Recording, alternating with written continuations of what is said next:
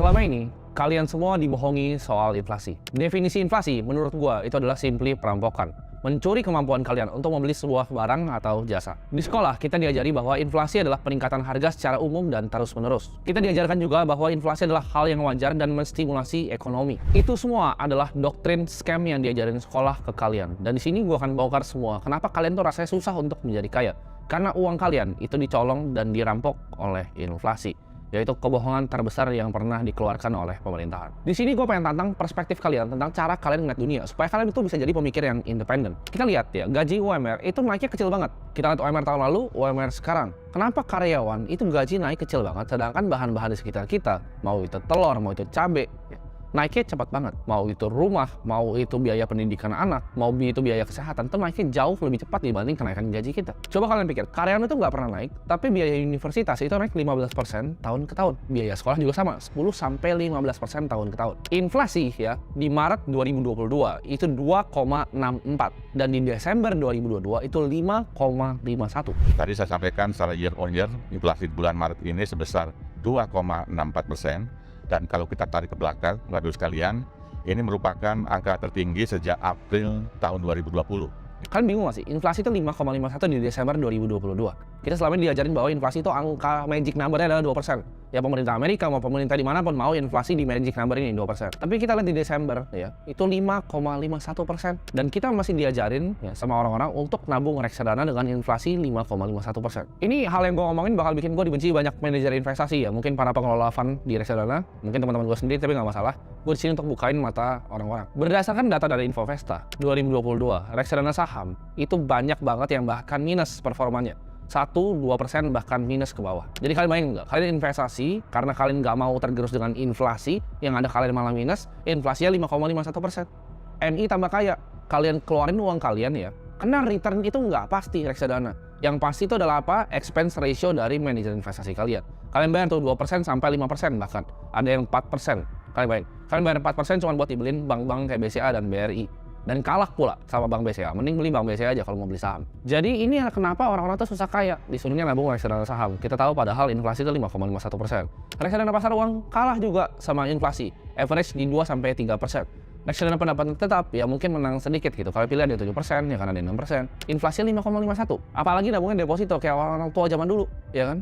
4%, 5%, kena pajak lagi, habis uangnya semua. Jadi kalian nggak bisa ngalahin inflasi dengan aset-aset kelas ini. Di sini sebenarnya gue berjuang untuk kalian bisa punya pemikiran sendiri. Jadi jangan dikasih tahu orang langsung kalian dengerin. Jadi banyak hal-hal seperti ini yang menurut gue bikin orang-orang tuh nggak tambah kaya. Karena mereka nggak punya edukasi, nggak punya informasi terhadap apa yang terjadi di dunia ini. Loh, terus mereka bingung. Gue investasi kok uangnya nggak nambah. Gue sisihin kok rajin 10% tapi uangnya nggak nambah. Kalian bayangin nggak sih ngelok uang kalian 6 bulan bahkan setahun ya di time deposit atau disebutnya deposito. Kalian ngelok uang kalian 1 tahun gitu cuma dapat bunga 5,5%, sedangkan inflasinya 5,51. Lu ngelok uang lu setahun, lu kasih uang lu setahun, balik nggak dapat apa-apa. Itu apa kalau bukan penipuan? Kalau misalnya kalian belajarin ya tentang inflasi secara teoritis, misalnya kalian belajar dengan ekonomi makro, ya kalian belajar sama dosen kalian atau guru-guru sekolah, akan diajarin ke kalian bahwa banyak faktor yang akan menciptakan inflasi. Tapi di sini gue akan kasih tahu ya 3 faktor, yang lain menurut gue bullshit. Inflasi itu cuma terjadi karena 3 faktor.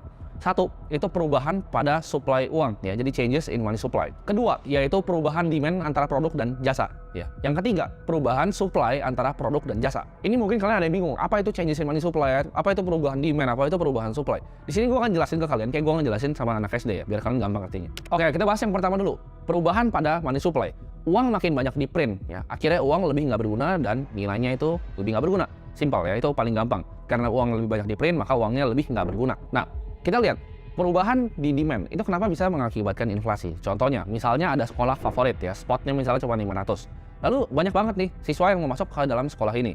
Apa yang terjadi? Si sekolah A ini yang tadi misalnya cuma terima 500, dia bisa menaikkan harganya karena demand untuk masuk sekolahnya banyak. Jadi kalau ada perubahan di demand ya lebih banyak, itu bisa mengakibatkan inflasi. Jadi orang yang punya produk atau jasa bisa menaikkan harga sesuka mereka karena demand-nya ada. Nah, di supply side itu sama ya. Kalau misalnya ada perubahan di dalam supply-nya, dalam produk atau jasa, itu bisa mengakibatkan inflasi karena barangnya semakin sedikit di market ya. Jadi harganya naik. Contohnya waktu itu pas COVID, permintaan untuk kita tahu masker itu banyak banget dan supply itu sedikit karena ada orang-orang anjing yang nimbun-nimbun masker. Jadi apa yang terjadi ya, harga masker naik gila-gilaan karena supply-nya itu ditimbun. Jadi 3 faktor itu, perubahan di uangnya sendiri makin banyak, makin gak berguna, demand orang makin banyak, barangnya sedikit, dan supply-nya, perubahan pada supply. Orang yang bisa bikin produknya itu lebih sedikit, sedangkan demand-nya banyak. Itu hal-hal yang bisa membuat harga itu naik atau inflasi. Di sini gua akan jelasin ke kalian kenapa cara hitung inflasi itu biasanya misleading atau yang bisa disebut CPI atau Consumer Purchasing Index itu misleading. Ini gua gambaran aja ya. Ini gua nggak bahas di US, gua akan bahas di Indonesia dulu. Kita lihat rumah di sini, misalnya di Alam Sutra ya.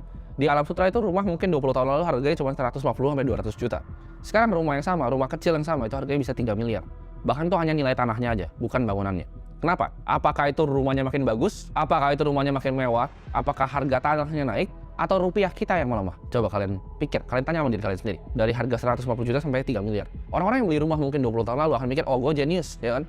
Gue pintar banget, gue bisa beli rumah cuan. Jadi dia ngajarin semua anaknya untuk beli rumah. Kita cicil ke bank, kita bayar KPR, kita bayar bunga berkelanjutan ke bank sampai mampus. Karena dengan ekspektasi akan hal yang sama akan terjadi. Itu bukan rumahnya yang tambah bagus, bukan rumahnya yang tambah mahal, tapi rupiah kita yang sebenarnya melemah. Mata uang kita yang kita pegang itu yang melemah. Inflasi itu banyak dihitung ya di US pakai CPI atau Consumer Purchasing Index. Simpelnya, CPI itu adalah sebuah basket ya, indeks antara produk dan jasa yang digabung untuk membentuk sebuah angka. Yang waktu itu sempat sampai 9,1%. Tapi menurut gue ini misleading dan datanya ini dibuat-buat. Kenapa? Karena ada dua faktor yang nggak dimasukin. Yang pertama itu adalah housing market, ya, perumahan. Dan yang kedua adalah healthcare atau kesehatan. Dua ini nggak masuk ke dalam basket CPI. Kalau masuk mampus itu nggak 9,1. Ini buat konteks ya, kita tahu di Indonesia ya millennials ataupun Gen Z yang pertama kita mau coba kerja, mungkin udah fresh graduate ya kan, bahkan ada yang sampai level mungkin manager, bahkan ada yang kerja di misalnya Big Four consulting firm gitu. Tapi kita tahu apa yang terjadi, mereka semua sama-sama nggak bisa beli rumah. Dari yang UMR sama yang kerja di consulting firm itu semuanya nggak ada yang bisa beli rumah. Kenapa? Karena harga rumah sudah tidak masuk akal di Indonesia. Harganya sudah terlalu tinggi. Nah ini kalian mungkin akan dapat sedikit hint dan ya. Gue kasih hint ya. Pada tahun 1971, pas gue selalu bilang ya, Presiden Richard Nixon itu lepasin US dollar dari gold standard. Itu di saat fiat itu udah floating aja, udah sampah kali gunanya. 1971, ya. Harga rumah di Amerika itu 2,5 kali dari income tahunan. Ada yang tahu nggak angka itu 2022 terakhir itu berapa? Kan 2,5 kali tuh ya, 2,5 kali dari gaji tahunan. Misalnya gaji tahunan itu let's say on average $60.000. Jadi harga rumah itu biasanya $120.000. Sekarang ya, itu bukan 2,5 kali di US, tapi 7 kali dari income tahunan. Kalian pikir nggak? Orang udah nggak bisa beli rumah di Amerika, sama. Jadi ini deritanya nggak cuma di Indonesia. Di US orang udah nggak bisa beli rumah karena harganya udah terlampau amat mahal. Nah kan di US 7 kali. Kalau di Indo ada yang tahu nggak berapa kali? Nah itu kali tahu sendiri aja. Dari gaji rata-rata orang ya sama rata-rata harga rumah itu berapa kali sih dari income tahunan orang Indonesia? Berkali-kali lipat. Dan itu nggak masuk akal lagi. Lu mau nyicil 20 tahun dengan bunga berapa? Bisa mampus itu nyicilnya itu. Itu cara paling cepat untuk jadi kalian miskin. Dan itu yang didoktrin sama orang tua kalian sendiri. Nggak boleh nikah kalau nggak beli rumah ya kan. Kalau belum beli rumah nggak ada tempat. Ya. Itu belajar dari mana? Ya. Harus punya rumah. Sewa aja nggak ada masalahnya kok. Emang kenapa kalau kalian sewa? Gitu. Jadi kalau duit kalian belum benar-benar banyak, kapan lu beli rumah? Jadi banyak hal-hal kayak gini yang diajarin orang untuk bikin orang tuh makin miskin. Salah satunya adalah beli rumah. Lu nggak tambah kaya kok dengan beli rumah. Itu uangnya malah bukan rumah lu yang naik harganya. Ya. Jadi rumah itu cuma capital gain 3-4%.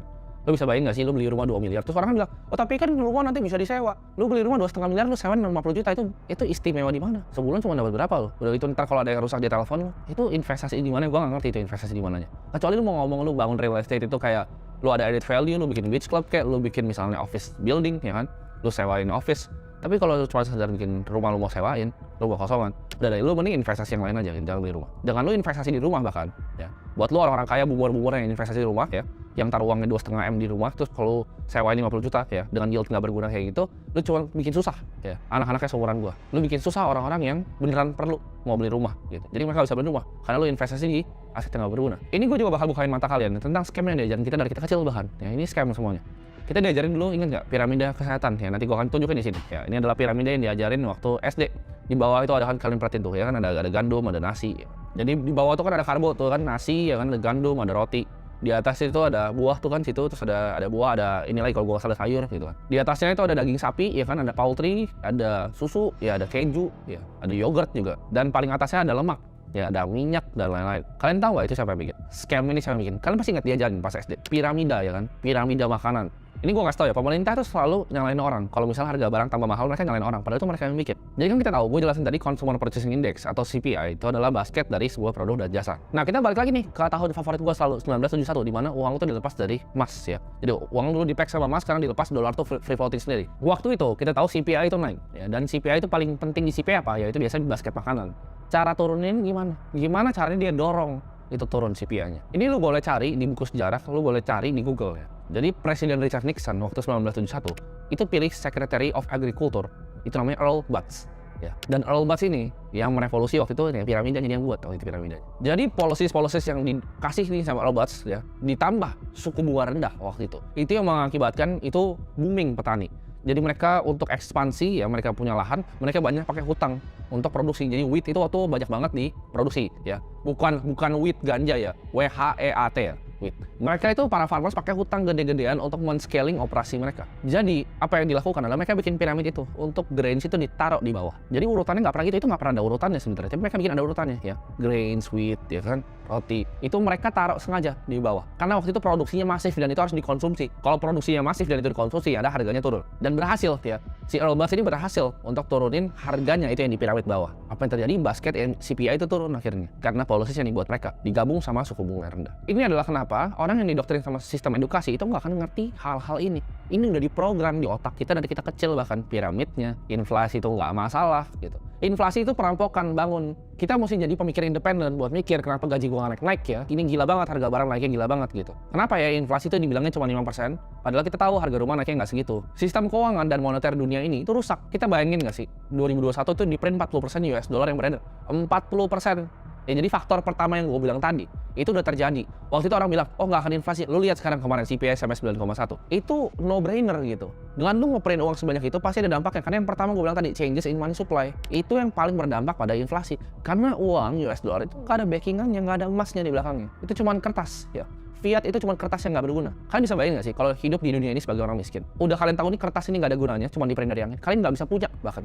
Gue yakin ya, kalau semua orang di dunia ini sadar akan hal ini, itu akan terjadi revolusi besok pagi. Nah, kan kita pikir, alasan apa yang dia harus punya untuk bisa mencetak 40% uang tadi? Yaitu penyakit yang waktu itu nutup satu dunia. Jadi apakah penyakit yang cuma kedok untuk bisa ngeprint uang? Ya kita nggak tahu jawabannya. Gini deh, biar simpel, gue bilang kan revolusi besok pagi. Coba gini, semua harga barang di dunia ini, ya misalnya jadi ada Aqua gitu kan, ada Indomie. Aqua sekarang sama 10 tahun lalu itu ada harganya tuh. Jadi ditempel ada labelnya. Harga sekarang berapa, harga 10 tahun lalu berapa. Sama bakso, lu belanja bakso di Bangkoknya ada harga sekarang berapa, 10 tahun lalu berapa. Rumah juga sama, lu lihat ruko tuh harga sekarang berapa, 10 tahun berapa. Itu menurut tuh nggak ada yang mau Indonesia besok pagi. Demo itu rusuh semua. Mereka akan kaget. Anjrit, itu uangnya jauh banget gitu loh. 10 tahun lalu kok segini, sekarang segini. Uang gue nggak ada artinya dong kalau gue nabung. Jadi apakah pertanyaannya ya investasi di saham, di reksadana ya. Saham beberapa bisa lah ngalahin inflasi. Reksadana ya, apakah bisa ngalahin inflasi? Emas apakah bisa ngalahin inflasi? Deposito apakah bisa ngalahin inflasi? Surat hutang negara bahkan apakah bisa ngalahin inflasi? Jawabannya tidak. Inflasi real berapa? 5%? Yakin. Itu bahkan yang dikasih sama pemerintah, yang ditaruh itu 5%. Apakah kalian yakin real inflasi 5%? Gue sih enggak. Hitungan gue ya, cost of capital di Indonesia itu 15% angkanya. Itu bukan 5%, itu 15%. Karena pendidikannya 15%. Ya, jadi gue struktur keuangan gue untuk menghadang inflasi 15% ini. Udah nggak bisa 2%. Lu mau diajarin sama orang reksadana, oh iya kan kita akan nabung segini, nanti kita pakai 4% lu dikali 25 kali dari gaji tahunan. Including aku juga ngajar kayak gitu waktu itu. Tapi itu adalah hal yang salah karena sekarang sistemnya udah berubah. Sistemnya udah nggak 2% inflasi lagi. Lu 4% lu gimana caranya ya? Lu ngambil return 6-7%, ya 4% lu tarikin, itu miskin lu kalau tarik 4% sekarang. Karena inflasinya, real inflasi cost of capital, ya itu adalah 15%, bukan 2% lagi. Nah jadi gamenya adalah gimana caranya kita bisa ngalahin hurdle rate itu ya. Cara lu ngitung discounted cash flow sekarang udah berbeda, risk free rate-nya udah gak kayak zaman dulu. Kalau kalian lihat orang cuan di saham 10%, 15%, it's very good return. Susah banget untuk dapetin 10-15% di saham. Tapi apakah mereka tambah kaya? Enggak. Ya mereka tuh sama sebenarnya sama cost of capital. Kalian perhatiin ya, growth-nya saham 10-15% sama growth-nya M2 money supply. Itu sejajar. Jadi apakah mereka tambah kaya? Enggak. Orang ngeliat mereka tambah kaya karena orang-orang ini semuanya tambah miskin. Mereka mah stay ya dengan uangnya sama tubuhnya. Mereka stay sejajar. Lu pada nggak investasi ya makin miskin. Jadi investasi di saham itu nggak bikin kalian makin kaya. Itu bikin kalian sama dengan pace inflasi. Tapi yang lain semuanya makin miskin. Karena compounding interest itu bekerja dua arah. Kayak pedang mata dua, itu bisa ke atas dan bisa ke bawah.